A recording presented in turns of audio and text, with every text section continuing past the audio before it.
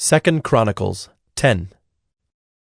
Rehoboam went to Shechem, for all Israel had come to Shechem to make him king.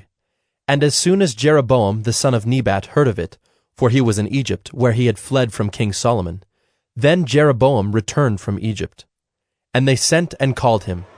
And Jeroboam and all Israel came and said to Rehoboam, "Your father made our yoke heavy. Now therefore lighten the hard service of your father and his heavy yoke on us, and we will serve you." He said to them, "Come to me again in 3 days." So the people went away. Then King Rehoboam took counsel with the old men, who had stood before Solomon his father while he was yet alive, saying, "How do you advise me to answer this people?" And they said to him, "If you will be good to this people, and please them, and speak good words to them, then they will be your servants forever." But he abandoned the counsel that the old men gave him, and took counsel with the young men who had grown up with him and stood before him. And he said to them, "What do you advise that we answer this people who have said to me, 'Lighten the yoke that your father put on us'?"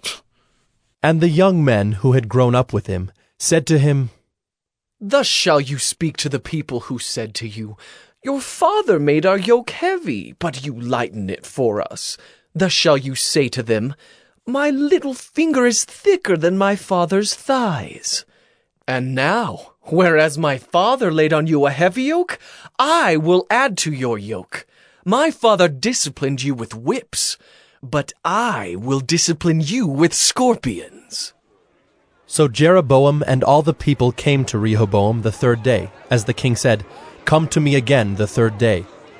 And the king answered them harshly, and forsaking the counsel of the old men, King Rehoboam spoke to them according to the counsel of the young men, saying, "My father made your yoke heavy, but I will add to it.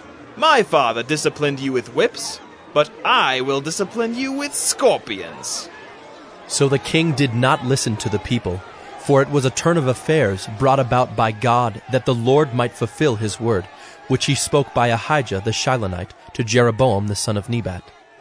And when all Israel saw that the king did not listen to them, the people answered the king, "What portion have we in David? We have no inheritance in the son of Jesse. Each of you to your tents, O Israel. Look now to your own house, David." So all Israel went to their tents. But Rehoboam reigned over the people of Israel who lived in the cities of Judah. Then King Rehoboam sent Hadoram, who was taskmaster over the forced labor, and the people of Israel stoned him to death with stones. And King Rehoboam quickly mounted his chariot to flee to Jerusalem.